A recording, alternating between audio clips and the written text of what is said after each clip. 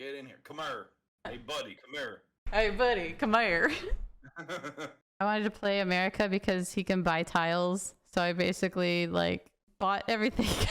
Speaking of corporate America. We're going to talk about corporatism. And, you know, I wanted to bring this up and talk about this. It's on my mind because I know that in America, at least, corporations are treated like people in court.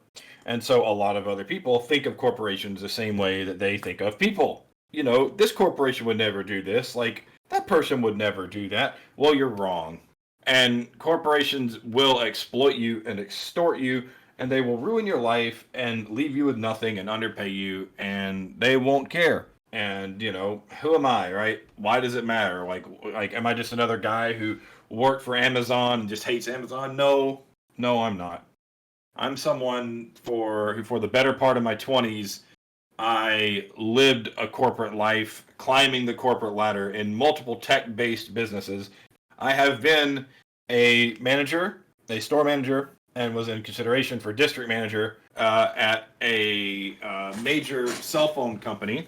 And I have been a tech lead supervisor, basically one step below operations manager. I was Circuit City. And my experiences with these corporations at the high levels, you know, moving up the ladder, it taught me everything you need to know about the way things work. And it's interesting to me because so many people always complain about the corporate lifestyle, but no one ever wants to actually talk about what's done. And people just assume that corporations were okay and fine, and you didn't really hear all these things like you hear now, these big problems coming out, and people didn't really talk about their jobs negatively as much. I mean, they did, but not publicly, right? That's just kind of been this thing where, you know, these days people just openly talk about their work and the problems with it openly, you know, and freely. But I really couldn't do that back then, and I was in a position of management.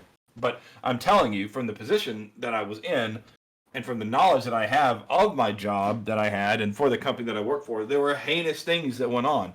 I was fired illegally to the point to where I filed lawsuit. I got a joke of a settlement as a result of it. It was an insult. Considering the way that all happened, I was fired completely illegally. What I really wanted to talk about was bringing to light more of how these businesses operate at the level that you don't see as a consumer. And even if you're like just a regular old employee of a place, you've never made up into management, I think that people need to understand how these entities and these organizations operate. They have no concern for your well-being. Things like human resources groups are not designed to help you at all. They simply exist to protect the company. The reason that you get your employees to go to human resources if there's some kind of a problem is so that human resources can determine any potential legal threats before the employee has a chance to go talk to a lawyer. And so they try to squelch whatever legal problems there might be before they come up. So that's why human resources exist. Yes, they handle things like your insurance and whatnot, but when it comes down to the purpose for the business, they are not there for you. They are there to protect whatever business you work for. And that is something that you really can't do anything about. When you go to human resources and you talk to the human resource managers, where they usually have women in human resources to make them seem more approachable. When you talk to them, the very first thing they're going to do is they're going to make an assessment of like, how is this, the first thing that goes to mind is this a legal issue for us? And if the answer is yes, they're going to guide you in the way that protects the company. They're not going to guide you in a way that takes care of you and your well-being at all, because they're going to find whichever way they can spin something or work something out to where the company is the least liable for whatever negative thing could come about. That's just the way it is. One thing that I wanted to really kind of bring up here in terms of the in terms of corporate is, you know, when I was in positions of leadership with these companies that I work for, one of them, like I said, was Circuit City, and I can address Circuit City specifically in the other company I was for. Management actively manipulates the truth, and they actively change stories, and they change the ways that things progress, and the way that people work, and the ways that stories are told, and the way that numbers look all the time. In corporate, the whole mentality is always be useful and always cover your tracks. And The reason for this is that when you are in a corporate entity, there's always somebody vying to be where you are and to do what you do. It has been that way with these big businesses since these types of businesses began to exist. It will continue to be that way. And you cannot have any opinions that might run contrary to the well-being of the company itself. And if you do, you will be let go or you'll be punished or disciplined. I don't know how many of you know the whole Circuit City fiasco, but I can give you kind of a brief rundown of what actually happened with that company, why it went under. So basically, I worked for Circuit City. Before I worked for Circuit City, I worked for Best Buy. I was 18 when I started working for Best Buy because I was in college, and I worked there as like a side job. And then once I dropped out of college, I got hired at Best Buy. Circuit City, I'm sorry, Circuit City. The pay was very similar. I had the same job. When I was at Best Buy, I was doing computer sales, and when I started Circuit City, I was at computer sales. The reason that Circuit City wanted me was that I did non-commissioned sales in Best Buy, and Circuit City had just done this thing where they fired all of their employees who were on commission and replaced them with like really cheap non-commission employees and mimic Best Buy. But the problem was that Best Buy's infrastructure wasn't designed to support that because Circuit City they tried to make money from their products a different way than Best Buy designed their stores to. So Circuit City had always been the commission model, and everything in the store was priced that way because like Best Buy had this business model where they sell their major ticket items, their big items like phones and computers and laptops and TVs at very low margin. So they didn't make a lot of money off of selling those. They made all the money off of the salespeople selling the accessories, the cables, the internet security software, the HDMI stuff, the installations, the service plans. So Circuit City would price their things to where everything was marked up, so the salespeople got a certain percentage of that markup in commission. I see. Yeah, and so the prices at Circuit City could not really compete with Best Buy, so they ended up having to cut prices down awkwardly. And they hadn't rearranged all the structures and everything, but they started hiring in all these young people at like $7 an hour instead of, they fired all these people that are making 20 plus an hour. So they thought, okay, we're going to save more money by paying $13 a head less per hour than we'll make in profit with this new model. So, and also these old commissioned employees are not going to want to not make commission, and we aren't going to offer them like $30 an hour to equate to what we were paying them before, because then we might as well just fire them. So Circuit City effectively just literally fired everyone that made over a certain amount of money. It was a really, really shitty thing to do. But I was not aware of all this necessarily when I first started working there. But because I was just, I dropped out of college and I was just looking for a job, so I took it. So yeah, I excelled at Circuit City, but that was because I came from a place that already had that non-commissioned model, and so I knew how to sell that way. And so the other people who were there just either were brand new or didn't really understand how to sell non-commission. And so I did that, and I did really well, and I got promoted really quickly. I got moved out to another city. I mean, like it was like overnight. I mean, I got straight moved like to another state over one weekend. They were just like, hey, we got this job opportunity for you here. We think the store needs employees. It's a new store. We invested a lot into it. We think that with your skill, you do very well. We're going to promote you. We're going to promote you up to in-home computer technician, but you're also going to have to sell stuff when you get to the stores, into the store whenever you're around. So they literally moved me over the weekend. They said, be here by Monday morning, Charleston, South Carolina, moving from Augusta, Georgia. I'd never even been to Charleston before. They gave me the address, and this is before the day of like GPSs. Like you had Verizon Navigator on your phone that was like a crappy GPS, but like, you getting around places was hard. Yeah, you had to learn how to read a map back then. Yeah, it was hard to get from place to place for sure. Yep. Do you know a lot of Gen Zers don't know how to read a map? I'm not surprised. It's crazy.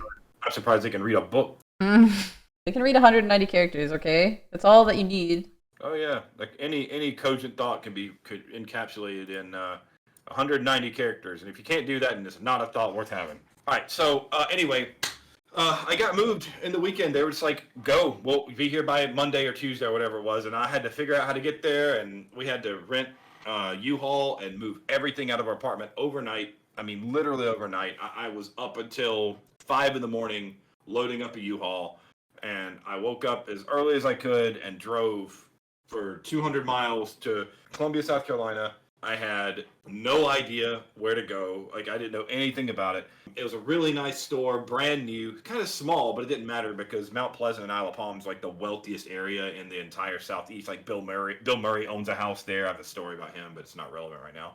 But like, really famous, wealthy area. A lot of rich people came through, so it wasn't really a big deal for us to make money, even though the store was small. And I was there for a while, excelled there doing in-home. It was great. I actually really loved that living in that town. It was really nice. The culture was good. People were pretty friendly there. Yeah, it's beautiful there. I've been. Yeah, Charleston is a great city. It's one of the few cities I look at in the U.S. as I look fondly on. I think it's a really great place. And then I did so well at my job, they promoted me up again to tech lead, and then I got kind of pseudo promoted again to like this like sub ops manager, but it was still over the computers and technicians department. So it basically just meant I was at the computer desk working on computers all day. I had been to one like maybe 3 or 4 times tops for like batteries and CD stuff. So it was very common to go to Circuit City for small purchases. People didn't go there for big purchases because it didn't have a good reputation. Because the prices on big purchases were higher because it used to be commission, and Best Buy undercut them by having non-commissioned salespeople. So no one went to that. That was the problem with Circuit City's like business model after they fired all the big salespeople. Right. All the commissioned salespeople knew how to sell big purchase items, and so they had all these big purchase items they were trying to base their model on, and it didn't work because they didn't have anybody to sell it anymore at that price. So, and the non-commissioned people didn't give a fuck. You made $7 an hour whether you sold a $5,000 TV or $200 TV. And so Circuit City really didn't calculate it out very well. So, but I got promoted into this position doing all this computer repair work. It was a pain in the ass. Like, honestly, it was not an easy job because I had to do all that work, and it was okay. It was really annoying. But I remember one day we had this emergency meeting. We all got called in at like 8 in the morning on a Sunday, and everybody was pissed. Like, who wants to go to work at 8 on a Sunday? Like, nobody. Nobody wants to go to work anyway. Who wants to go on a 8 in the morning on a Sunday? You know what I mean? Right. That was like, before you could Zoom call. Yeah, definitely. So it was like you were coming into work at ass o'clock in the morning on a Sunday. Like, the store doesn't even open until 11 on Sundays. So, you know, we were all irritated. We got in there, and we all had to sit down, and there was a conference call, video stream conference call. And this was 2008. So like, oh my God, video call. This is high tech. You know, it must be important.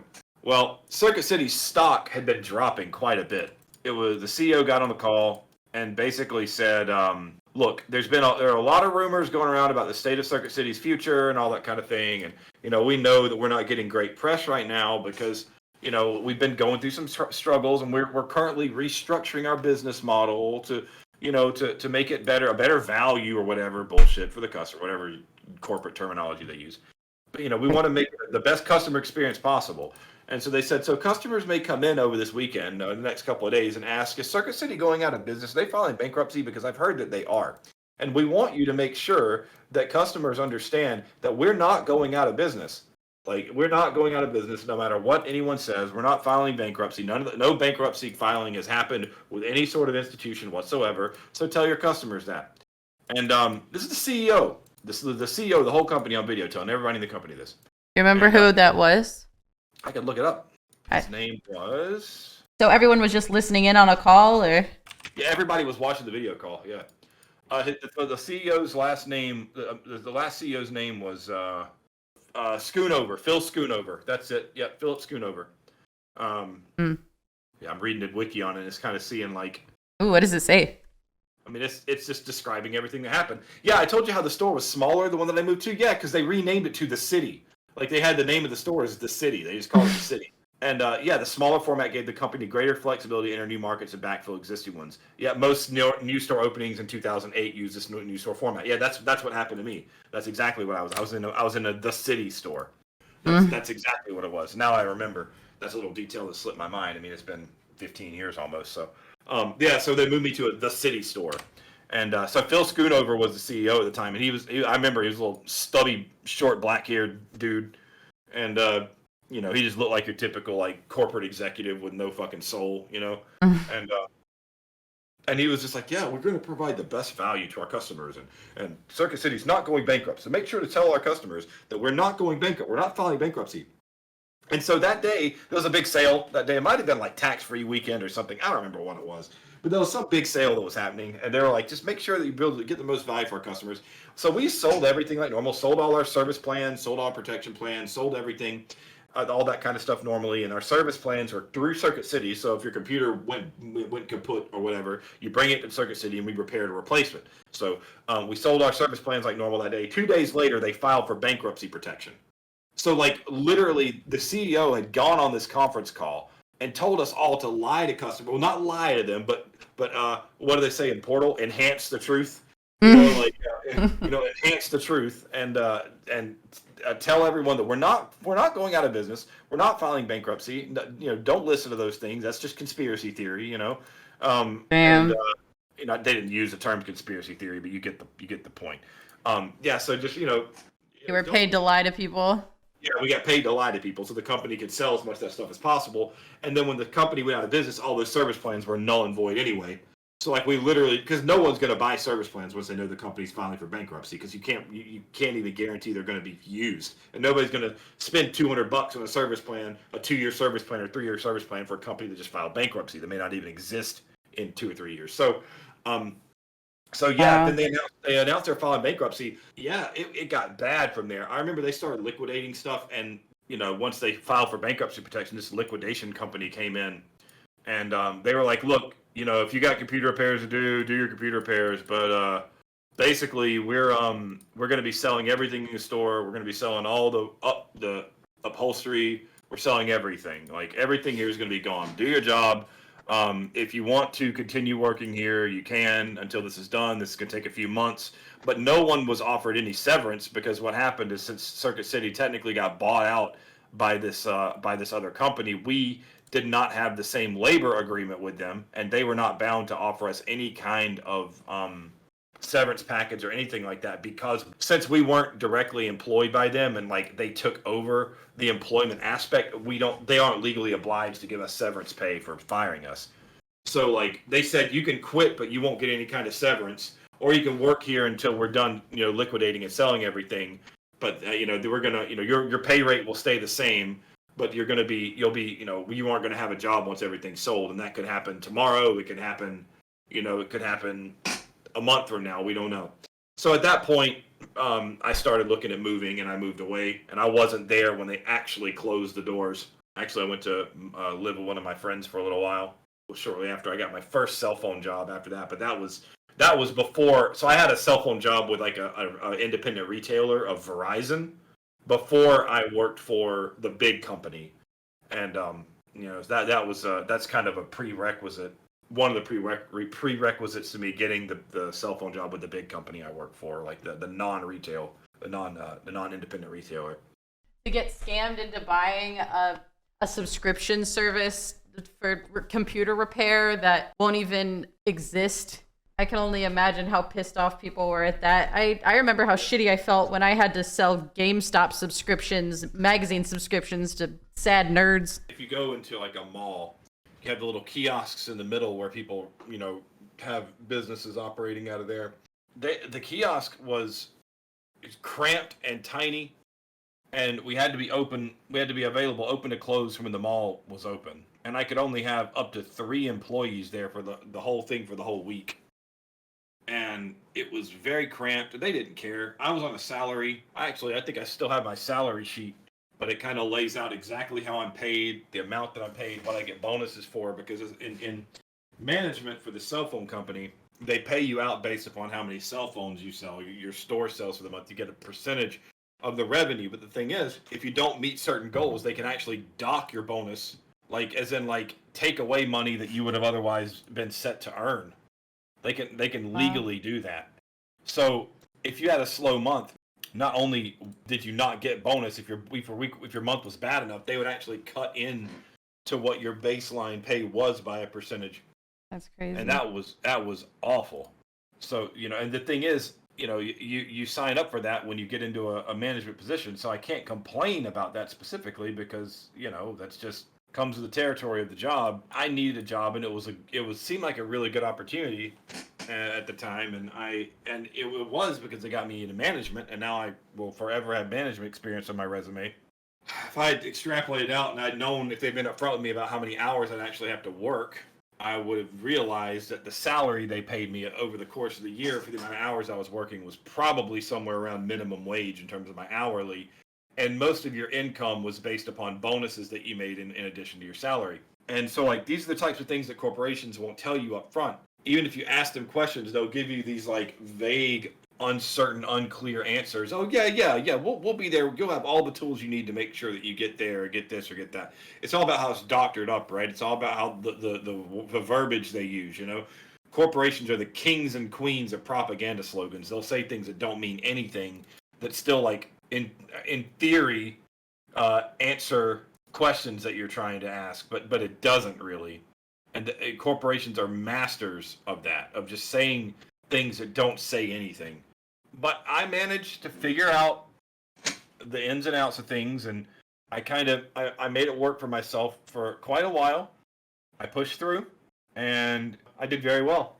I got incredibly ill with a flesh-eating bacteria, MRSA, and the company knew that it happened, and they knew that I was going to be hospitalized, and I was hospitalized. I was literally in the hospital for a week, and my recovery was going to take at least 2 months. And how much did that cost? I got very lucky that I had a charity organization, but I think it was $76,000, I think, for all the treatment together. You had insurance? For the surgery. No. I sort of had insurance, but I fell into this category where that condition wasn't specifically covered under what my insurance covered.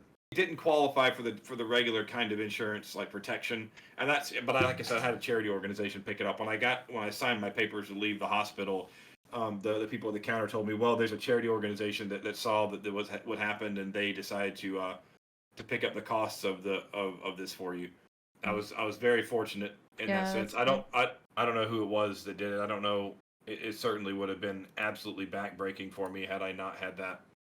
It was already the most horrific time of my life, probably in terms of medical things. Like I've never, like, I don't want to go into too many details about it, but the long and short of it is that there was a point to where the doctors weren't even sure if I was going to survive it or not.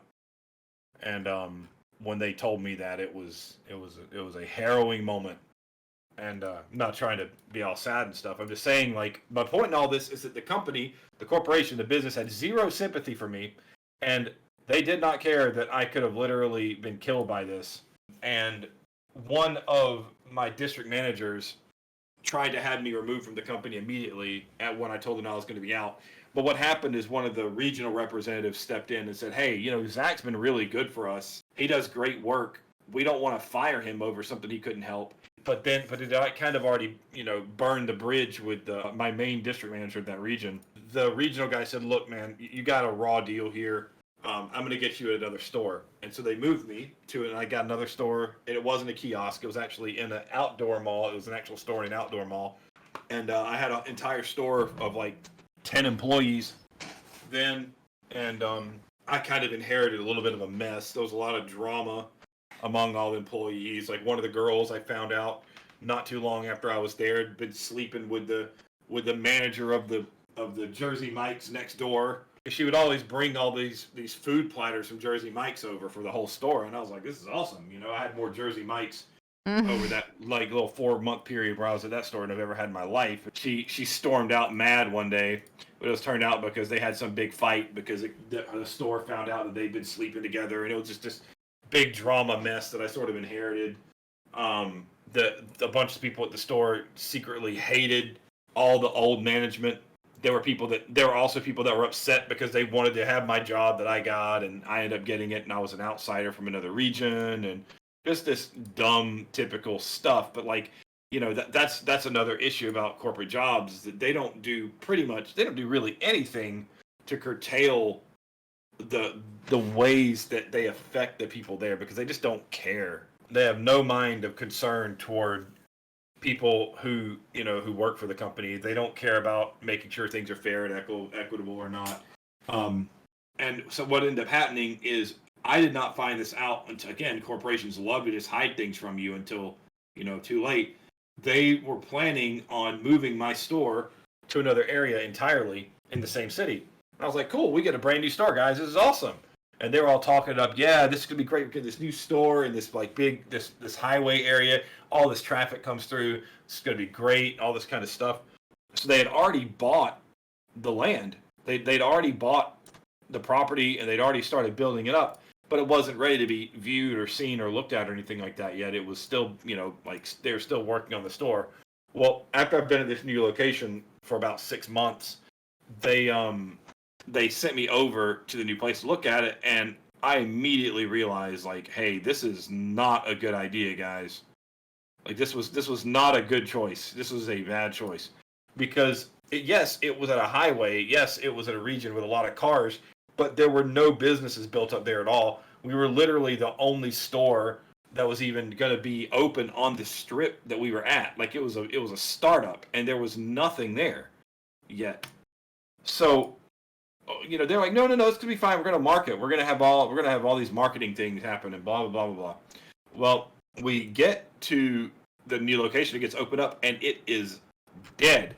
We do a big grand opening and everything, and we might have had like 3 customers there the whole day for the grand opening. No business, no customers, no money coming in.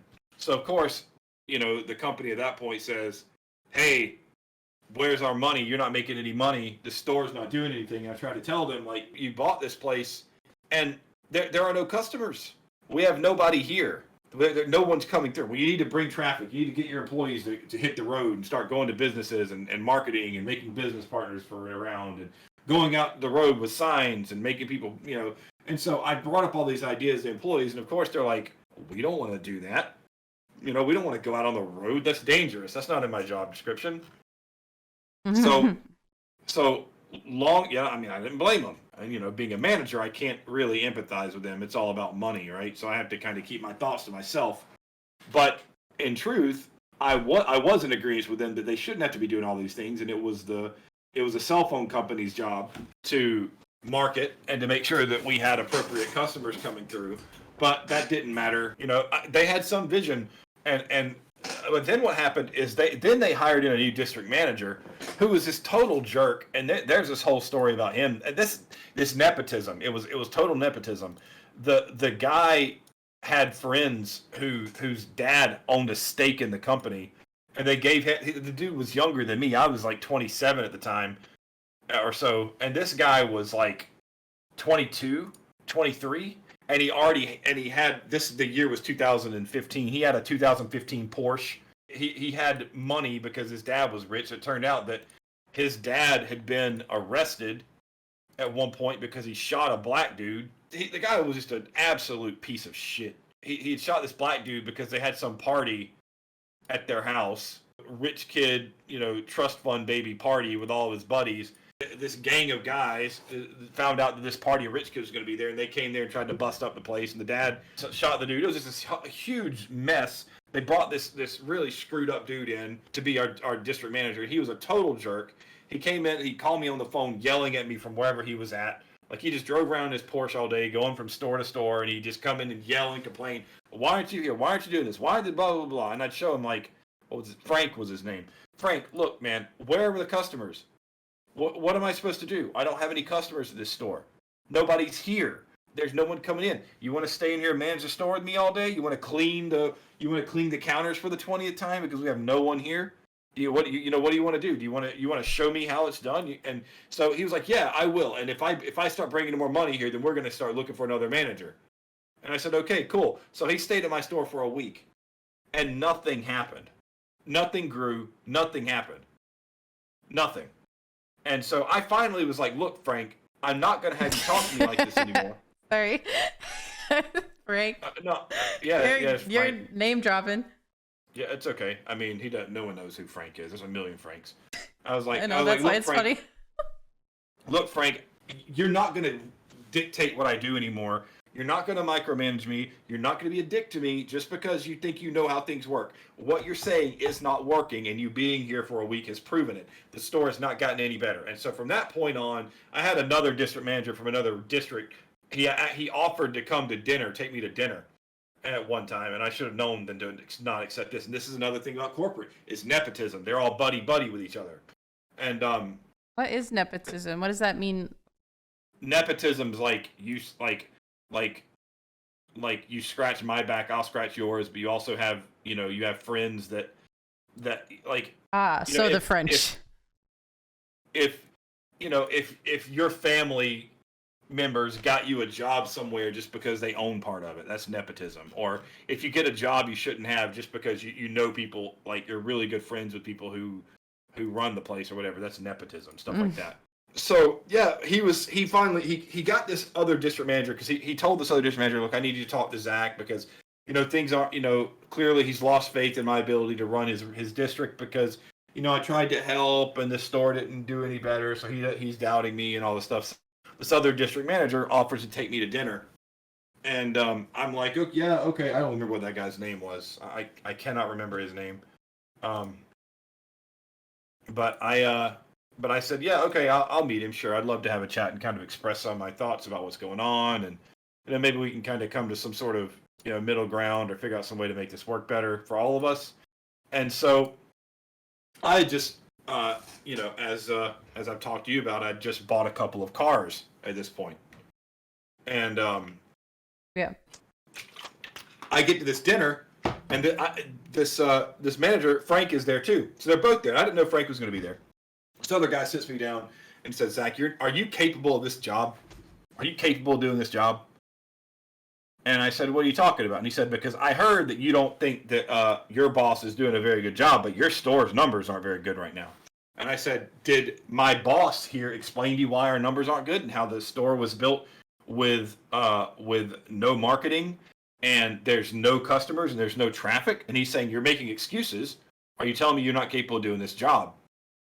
And I said, I was perfectly fine at this job until you guys relocated my store and put me in the middle of nowhere where there's no customers. And he said, well, that doesn't mean anything. If you were capable of your job, it wouldn't make any difference and you'd still be producing. And I said, that is not true. I would love to see you do what Frank just tried to do and come in for a week. And he said, I don't care about that. What I do care about is that my responsibility is to prove to you that you have to shape up. He said, I know that you just bought 2 cars. How's it going to feel when you can't make the car payments?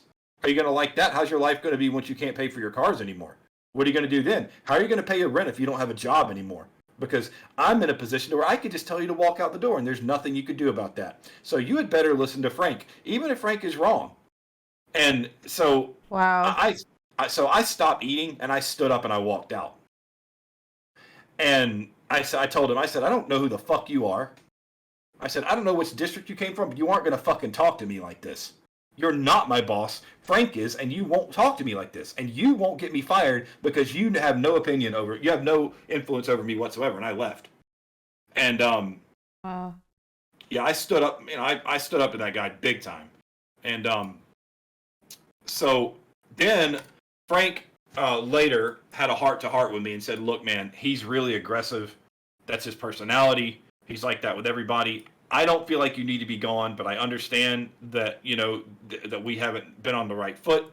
You and I have been, we've had a lot of ups and downs, and I feel like I have been a little bit unfair with you about my expectations, and I was there for a week. And he said, you got to understand they come down on my head too when these districts aren't performing.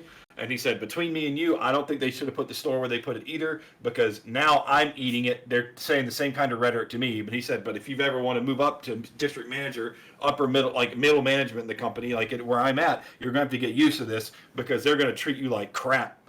And he said, yeah, I come down on you hard, but that's because they come down on me hard and they don't really give me a choice. And he said, he said, I can't be your friend because I'm your boss. But he said, I'm telling you that my anger and my aggression toward you is not because I want to be that way to you or that I would be that way to you outside of this, outside of work. But I have to be because they're coming down on me in the same way. And so that's another thing about corporations. They will use people and they will pit people against each other for a profit, because that's what this whole thing was about. They made a bad decision with regards to where they put their new store and they needed a scapegoat. they needed to find some way to blame. They needed to be able to tell their bosses, well, Zach's a bad manager. That's why this new store that you guys invested $1 million into failed, because Zach's a bad manager, right? Well, I then got an offer in private from another district manager at the same company who said, look, I see what they're doing to you. It's wrong. You've done nothing wrong. They dropped you into a very unfair shit show of a situation. I will, if you want, I've seen your numbers when things were good. If you want me to, I will find a way to get you moved over into my district. There's a store about 30 miles west of where you are. You'd have to move again a little bit, but I'll try to see if they can pay for your move. Hang on one sec. I'll see if they can pay for your move to something to help absorb the blow. But you know, I could use you there. I know you do a good job. Come on over, you know, if you're okay with it. And if you want to bring a couple of employees from your store with you, I'll try to find a way to make that happen too. And he said, I'll treat you fairly. I'm not going to act like this to you. I'm not going to do this kind of thing. And I said, okay. Jeff was his name, Jeff. And I said, okay, Jeff. I said, you know, I hear what you're saying. And I said, this isn't some kind of trap, is it? I said, you know, you're not going to get me there and just fire me, right? And he said, no, you have my word. He said, I could use your help because one of my stores isn't doing very well, and I know that you know what you're doing. I could definitely use your help. So, you know, like, you know, this serves to benefit me as much as it does you. And if you can come in here and turn this place around, it will help you move up in the company, and it will definitely help you get into a better position than where you're at right now with this other district. And I said, okay. I shot up to the top, like 10% of stores in the whole company, in the entire company. I got awards for it. One of my employees broke the company record in sales in a month for the history of the company. So I get there and things are going great, but I had some personal issues going on. But as far as my job, things were going great. But it turns out that my district manager who brought me over, he had several stores that were failing. He had 5 stores in his district, and 6 stores in his district. And 4 of them were failing. Mine was doing great, and one other was doing great, but 4 of them were failing. So he was kind of propping my store up as like, look, this is what I can do as a district manager. You guys just trust me. Let me keep working on this, and this whole district will turn around and be the best in the company. Like, it'll be great. Just trust me. And he started feeling a lot of heat, because he wasn't doing well. I'm pretty sure that he got some kind of threat by someone saying like, well, you know, Zach clearly, you know, like is in a position where he's performing better, and we think he'd do better than you would. So we're considering, you know, replacing you with him and letting him be district manager. I'm almost sure of that, but I don't know for sure. I'm pretty confident that was going on, though. Basically, what ended up happening is I got pushed out illegally. He set up and it's really complicated to explain how it all happened. But he set up a bunch of conditions to where it effectively framed me into doing some things I didn't do. And he sabotaged a couple of my corporate audits and wrote me up for these like arbitrary things that weren't even problems, but they were just like little things that may or may not have even been my responsibility. One day I kept asking like, what's going on? And he wouldn't really tell me what was going on directly. Yeah, I came in one day. He straight up said, look, we're going to fire you. You don't really have a choice in the matter, but here's the thing. We refuse to pay your unemployment. We've shown these transgressions that you've had against our company, and we can't give you unemployment because of that. So I'm going to be informally firing you. I just need you to sign this paper accepting your resignation. He said, the only other option that you have is we're willing to let you stay with the company, but you're going to go down to a regular employee position, and you won't be able to do sales or have any kind of commissions at all, and you'll be treated as if you were a brand new employee here, but you cannot remain in the management position anymore. Yeah, so I got unofficially terminated, and I did not sign the paper saying that I could cede my position. I said, I'm not signing that, and he said, well, I'm going to have to ask you to leave the building. And I said, I'm not being fired. I'm not signing this paper because I haven't been fired. You have not done any formal paperwork. And he said, here's what I want you to do. You go back to, we talked about human resources. This is where you have to know that human resources is not there to help you. So he said, I will go out to your car and call human resources, and see what can be come up with, what can be done about this. Because I've been given orders by people above me that you have to exit, you have to be let go at this point. We have to do that. I don't have a choice in the matter. The decision's already been made. It wasn't by me. I call human resources and I speak to one of the ladies, and the lady, first thing on the phone, she says, "Oh, Ba, your name? Yes, that's me. Well, Jeff has just told me that you turned in your papers to quit.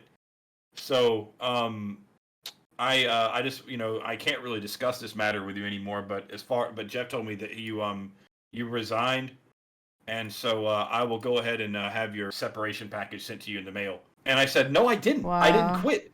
I didn't quit. I did not quit. He told me to call you because I need to resolve this." And she said, "Well, he called me a couple of hours ago before the store opened and said that you would be letting us know about your position on your resignment today." And I said, "That's not true." And she said, "Well, Jeff sent the paperwork in showing that you had already resigned from the company, so I've already processed your separation." Unbelievable. I said, "Well played." And he kind of shrugged at me. He literally just kind of shrugged at me when I walked out the store. And I went straight to an attorney's office. I went straight there. And they took my case on for free. They took it pro bono. They took it for free because it was that clear cut of a case. Now, the whole court case situation took 2 years, and it was very complicated. But I did get a settlement. It was a laughable, insulting settlement, but I got something out of it, which is better than nothing. And that's kind of how they wanted me to think about it. How they wanted me to think about it, I think. But yeah, it was absolutely ridiculous. And what they did was definitely illegal, but they wanted to get me out the door. And so they were completely protected in several ways by law. There was not a whole lot I could do legally against it, because in America, corporations are right to work, which means that they can terminate you for any reason, with or without cause, if just because they want to, and that's the law. And so what they did is not illegal, technically, in the most, in the purest of senses. What they did was not illegal. Like, even my lawyers beforehand said, "You're probably going to get really irritated hearing this because they're going to disparage you really hard to make it seem like make the judge not trust you." And they got on there saying stuff like, "He didn't know how to use our computer systems properly, and he didn't understand the basic technology of the job requirements." And it was so easy to retort against that because I literally got hired there because I had a position prior to that as a computer technician operations manager. But the thing is, it was going to cost too much for it to go to court proper, and we tried for a settlement to save everybody money, and they waited and waited and waited. And then what happened when I mentioned the story about when I got moved to this other store, this brand new store? Well, it turned out that after this whole lawsuit thing got settled, the store and the entire district that I worked in basically got shut down and bought out. So because of that, the coffers that were used for payroll in that area had basically filed bankruptcy. So what they told me is, okay, we know that so what happened is my attorney ended up outsourcing my case to another attorney who was more versed in dealing with companies that were holding companies that had filed bankruptcy or whatever. And so this new attorney sent them a new demand, and they finally got back to us. And my attorney called me and said, "Look, I pushed for $10,000. They won't budge. They'll do $6,000 at the most." And our agreement was that I got 66%. The attorneys got 33%. So they said, "You're going to get $4,000 out of this. This is the best I can give." They said, "Look, we take this offer, or we won't do anything more than that. If you try to do a demand of any more than that, we're just going to go ahead with our bankruptcy. You won't get anything, because if you try to sue us, there won't be anything in the coffers. So, just take this amount, take the settlement amount, and shut up," is basically what they told me. And it was insulting because $4,000 was what I made in a month of pay. And so I effectively got 1 month's pay at 2 years later after having lost my job. So it was 2 years worth of income at about $50K, $60K a year that I lost, that they insultingly offered me effectively 1 month of pay for as a settlement option. So that's how that played out. Jesus. And that just went under the radar. Completely. It never went to court because we tried to settle. We didn't want to go to court because it's too expensive. And they have multi-million-dollar lawyers. How is my little free lawyer, my pro bono attorney, going to be able to have enough resources with their firm to be able to compete against that. They couldn't. You know, not the end of the world. Things could have been worse, so I'm not too worried about it. That was years ago. Yeah, it was 2014, something like that. I learned then you cannot trust corporations. You cannot trust the way that they operate. You cannot trust what they tell you. You cannot trust that their engagements with you will be fair and honest. Why would they be honest? You know, they don't know you. You don't know them. Remember when you're working for a company, you don't actually know who you're working for. You know who you're working for directly. You're never going to meet the CEO, right?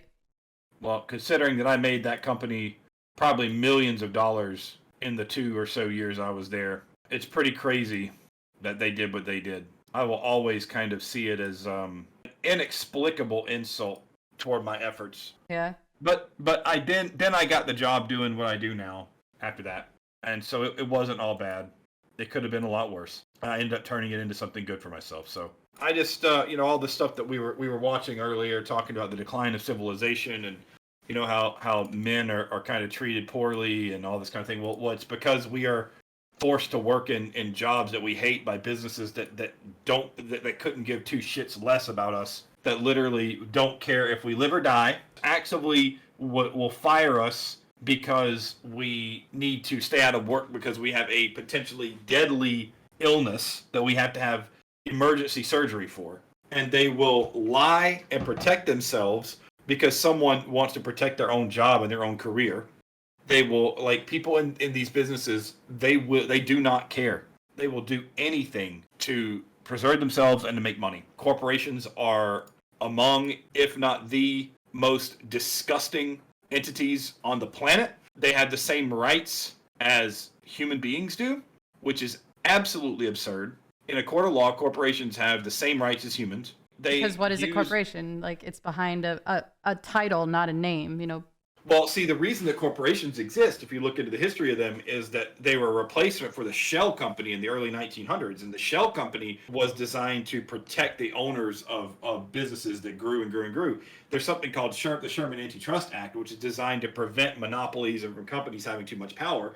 So the shell company was a way to get around that. It kind of disseminated all the responsibilities of the businesses into a bunch of smaller companies. Well, the Sherman Antitrust Law, if I'm not mistaken, determined that was unlawful and illegal. So they came up with the corporation as an alternative. But yeah, corporations are the purpose of a corporation is to protect the owners of it. But they have the rights in court of a human. But like it's humans that run them. But the entity is considered to be a non-human entity, so they get legal protections of humans, even though they aren't humans. It's insanity, if you ask me. It's crazy. Yeah. Is that only in America? I'm not sure. Yeah, like I said, I work two different spectrums of the corporate bullshit. I have worked the nepotistic side of it, where, you get treated special. I mean, you still work from 7 a.m. to midnight, but you get free rides from the airport, and you get, a nice hotel room all to yourself, and you get your drinks comped, stuff like that, which is why people will, treat anyone else like shit to keep that status. But I've also worked at the bottom. They take advantage of people working that because they enjoy what they're doing, right? They're passionate. I'm very passionate about like family fun and entertainment and stuff like that. So it's easy for a corporation to pay someone who like just turned 18, $7.25 an hour to stand outside for 6 hours straight in the rain in Florida. Yeah, it's just different forms of exploitation, Yep. And they can get away with it because they're providing jobs. They're providing value. Jeff Bezos once said he was providing value. Well, yeah, that was a big time buzzword in corporations. We offer value to the customers. We offer the best value. What does that even mean? Does not mean anything. I mean, corporate's not just in America. I mean, I've lived in Korea. I've seen some corporate BS in other places, and obviously corporatism from America spreads across the world, That's why there's a Disney Paris, Disney Japan, and all that. Singapore or whatever. People really don't put into perspective how much money these corporations do have. Nope.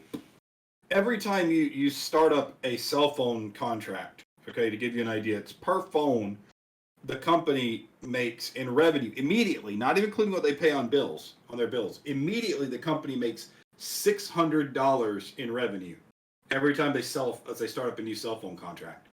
Yeah. Okay. And that's not even counting like all the lines they're paying for and the payments they get every month from for paying for the phone itself. Over the course of a contract, a cell phone company usually makes somewhere about $4,000 every 2 years from not from the customers, but because of the way that the payouts are structured and the way that money is made through that industry.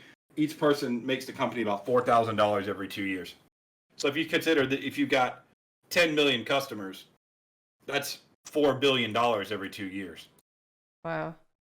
You hear all this rhetoric of shop local if you can, and there is a reason for that, because every time you partake in buying from a big corporation, you are feeding into this machine.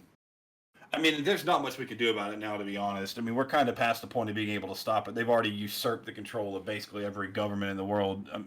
Corporations run this world.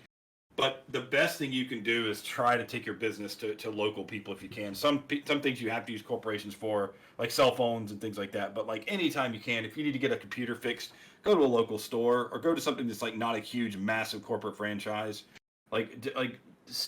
Support other people, not big businesses that don't give a shit about you or anybody else and just exploit everyone. Support people, support businesses. And because these small businesses have it harder than ever, especially after the pandemic. They have less operating capital. Things are more expensive. It's harder than ever. Yeah, and it's in your best interest to do that too, because that means you'll have more opportunity to buy and do things that you like.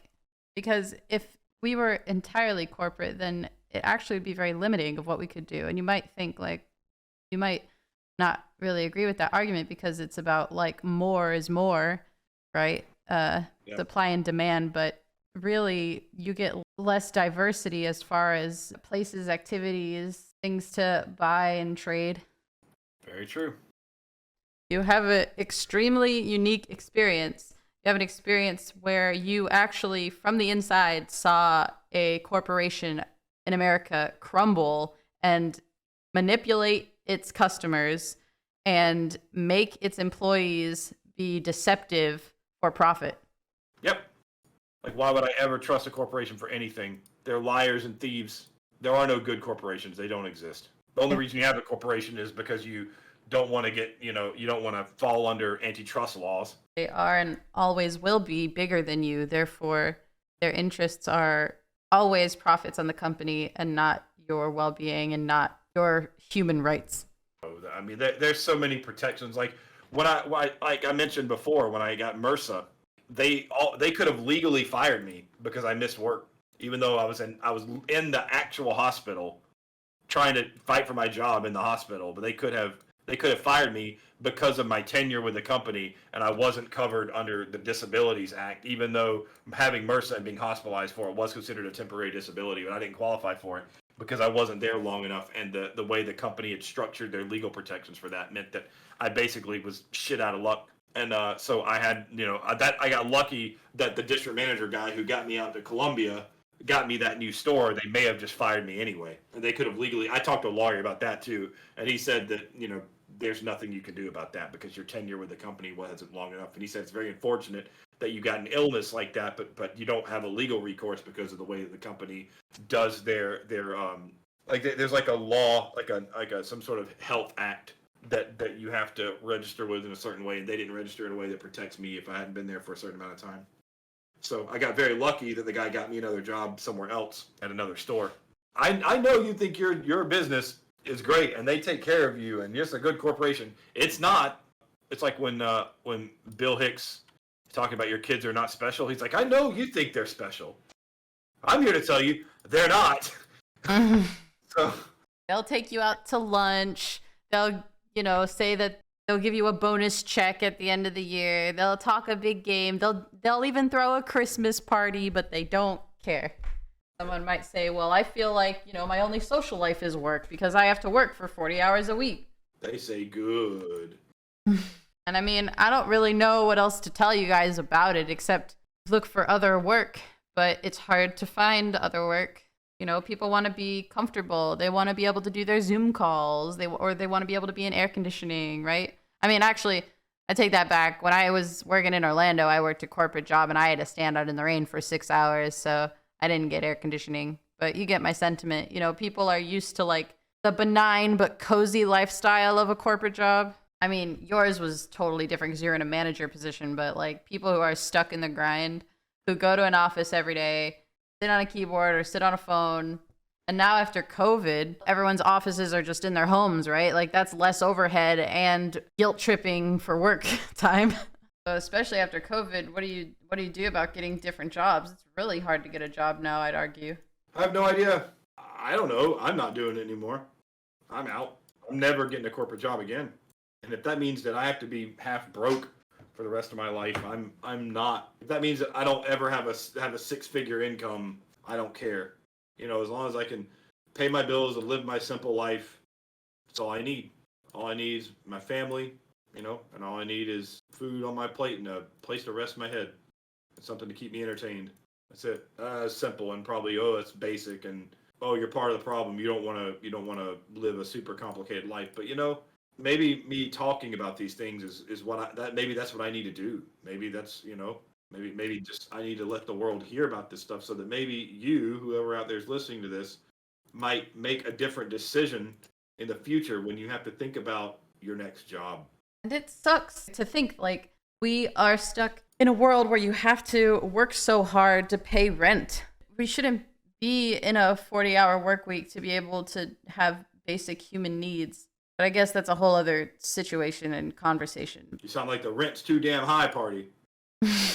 The rent is too damn high. So what I was going to do for a reference, so the rent is too damn high, I'm going to look up my old apartment. I was living in a 3-bedroom apartment with my mother and 3 cats. That was my last home situation. I've lived in lots of different home situations. I've had roommates. I lived on my own. I lived with my ex before. I've lived with my mom. I've lived with my brother. When we were renting it, I believe it was $1,400 for 3 bedrooms. And it was nice. It was a good apartment. I liked it. I'm just going to Google how much it is today. Okay, so now they apparently turned them into townhouses, and they're $2,300 a month. Oh my God, that's in like 2 years. Yep. That's almost $1,000 increase over 2 years. Wow. For a 2-bedroom, so that's one less bedroom than I had, is $1,800. My God, that's crazy. How do you even pay the bills anymore? Yep, 1,000 square feet, 2 bed, 2 bath, $1,800.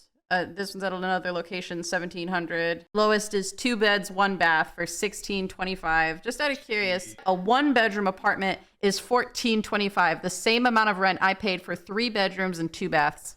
Now, 2023, you get 650 square feet for $1,400. Yeah, I mean, that's why people are stuck in the grind. They aren't just in the grind, they're also doing side projects. They're selling drugs and doing OnlyFans just to pay rent. And, you know, I have my opinion on OnlyFans. You know, when I think about it, I think I have fairly centrist views on sex work. I think that, you know, girls should not be totally shamed just because they do it. But I do think that making it mainstream and having it bleed over into just like women in the entertainment sector, period, is not good. Yeah, I feel like so many of these women are just going to OnlyFans just because they need a side hustle just to be able to pay their rent. And like I said, who else? The other people are selling drugs. I don't sell drugs. I've never sold drugs for rent, but I don't blame you if you have. I really don't. I remember I was in a 1-bedroom apartment with my roommate. That was a long time ago. I was like 18 or 19, and I think rent was like $900 or $1,000 back then. And that was a long time ago. Actually, in today's world, I don't mind if you have faith. I don't mind if you're a religious person, but as long as it is a private practice, I do not think there should be a connection of church and state. That kind of like defeats the purpose of having a faith, in my opinion. At that point, what do you really believe in? Do you believe in the faith or do you believe in the power of the state? They want them to be one and the same. And that's Not good. Somebody told me about religion's a good thing. Adolfs can just be like, oh, well, they believe in God. Their God's retarded. Let's kill them all. Let's exploit their religion and cause war. That is messed up. Like, I'll bother people about, wanting to know their birth time and their moon sign and all that. But first of all, there's not a book that gives me guidelines on how to live my life and how to treat people. You figure that out yourself. General, agnostic spirituality is a lot more internal. And the religions that are external that involve, whatever the fucking Mormons said, get other people involved. They stay on the bright side, guys. At least Adolf didn't have nukes. Adolf didn't have nukes, haha. I don't know. I feel like a boomer, but I'm kind of scared of the future. Now there's all this crazy AI shit, too. Yep, Neuralink's going to be implanted in people's brains in a few months. We really live in the strangest time in world history. This is the future everyone wondered was ever going to happen. Next step is, they never hit the flying cars thing, but we're literally about to have AI chips implanted in people's brains. Neuralink chips in people's minds. That's crazy. Even if you plug into the Neuralink and want to do that or whatever, and eventually have that technology to upload your memories or whatever, that's still at the behest of whoever, Elon Musk, I guess. He would be God, right? He would decide your death if he wanted to. Yep. Wait until your life becomes a monthly subscription. Instead of rent, you'll be paying to just, stay alive because you're on a server now. Yeah, it puts a whole new meaning to our disconnection policy. Oh. Our service termination policy. You sign a contract saying that if you don't pay within 3 months of being behind, we'll turn you off.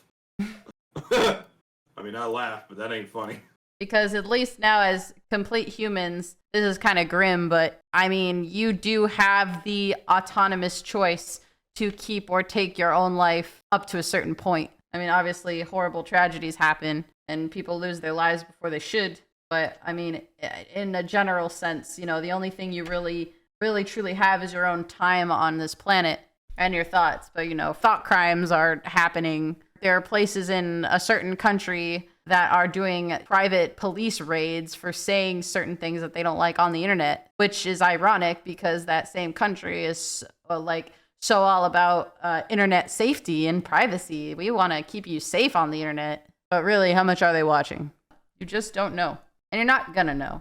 I think about that scene of the whole eating the steak in the Matrix thing where he says ignorance is bliss, but he doesn't have ignorance anymore. You can't go back. They'll put him in the Matrix and he'll wipe his memories out in the Matrix and you won't remember anything. He'll go back and take the blue pill. That's the whole deal, is he gets to forget everything. Right, and since you can't really destroy memories, then people have to just deny. Well, in the Matrix, they can destroy your memories. I'm talking about the Matrix we live in. Well, with Neuralink, they might be able to destroy memories. Do some fucking Eternal Sunshine shit. Oh my god. That is an interesting thought. What if you could just erase traumatic memories? What would that do? You would go backwards with your growth. Your personal growth would regress. You would be younger of the mind, right? Not necessarily of the body. I mean, you wouldn't have a body if you had Neuralink, but you'd have your avatar, I'm sure, in the meta, but your mind, or what's left of your mind, would regress eventually into nothing. So in theory, you'd have to upload your memories, you'd have to upload your traumas too, to be able to keep that sense of free thought and whatever humanity you have left. Yep, probably so. I would have preferred flying cars. I know, right?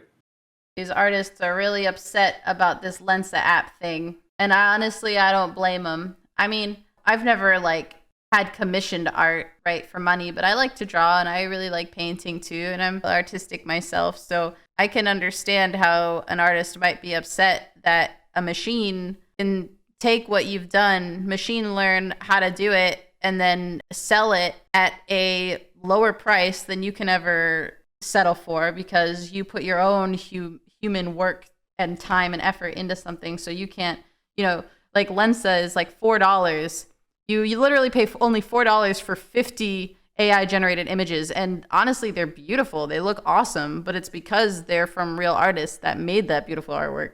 that the machine took and learned how to create that imagery and take your face, make a AI image of you with that artwork in mind. And the artists are pissed off, and I get it. And some people are really trying to argue like, oh, well, it's not going to make artists obsolete. Artists just need to step up their game. Really? Step up your game against a machine? Do you realize that's a losing game? A hand-drawn artist, it's almost impossible to draw something, a straight line. Like, it's almost impossible just to hand draw a line with no curve in it, right? Or a circle. But an AI could do that just literally just by you making a grid.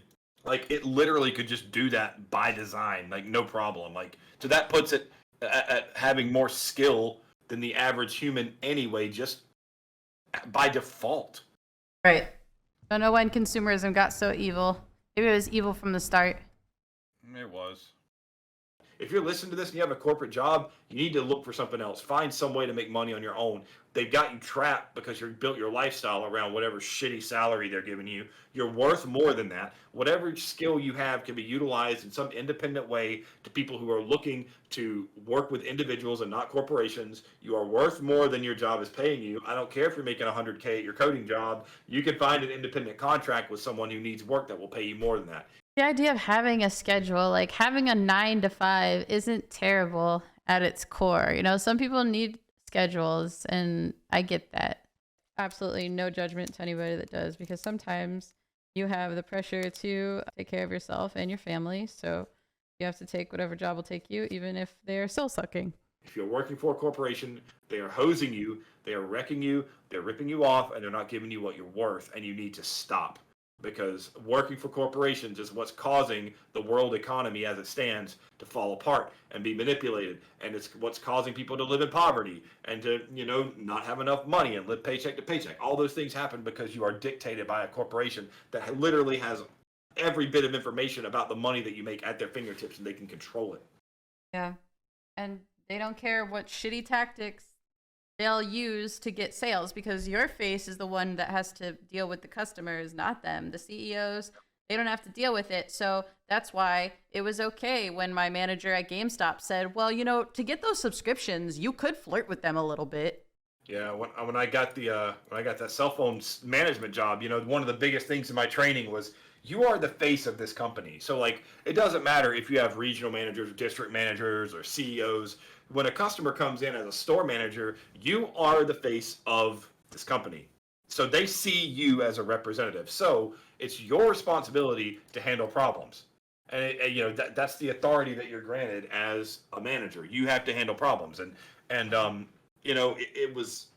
You got put into so many unfair and ridiculous situations that you really don't even have the ability to resolve. And corporations, they just don't care. Like, they don't care who you are, and they make you just be their bitch and do whatever they want you to do. And you have to be the face of the company because, the guys that are higher up than you don't want to have to deal with the things that you have to. So they leave it to you, and they make it to where you are the one that bears the responsibility for all of the unfair, ridiculous shit.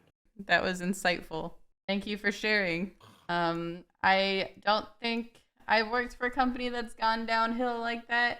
I've worked for big conglomerates, though. Yeah, and shittier corporations, but I've worked at big boys, too. And they're all soulless, except with one, at least you get free lunch. I'm going to end the video here. Talked about a lot of interesting things. Man, that's a short version of my little story of my corporate experience. Ever since then, I've had no corporate jobs whatsoever. And I never will. I will never work for a corporation ever again. I mean, they have no problem with just straight up lying to you. They will just lie. They'll tell you lies. When I have kids, they're getting a flip phone. If you can even get those anymore by then. You know what? I read not too long ago they're phasing out frequency other than like smartphone frequencies. Really? I'm pretty sure I read that somewhere. So crazy to me that there are people out there willingly drinking the Kool-Aid. Not me. I mean, I understand, like, if you're stuck in a job, I mean, we're all stuck. We're all stuck. Like, that's the whole point, is that we're all stuck in it. Acceptance and recognition are two different things. Yeah. It's been a crazy year. Yes, it has. Yes, it has. Thanks for listening to us. More videos will be coming out soon, and we might even be starting up a live stream very soon too. So look out for the links in the description box for that. This world is crazy, but we're stuck on it together. So see you later.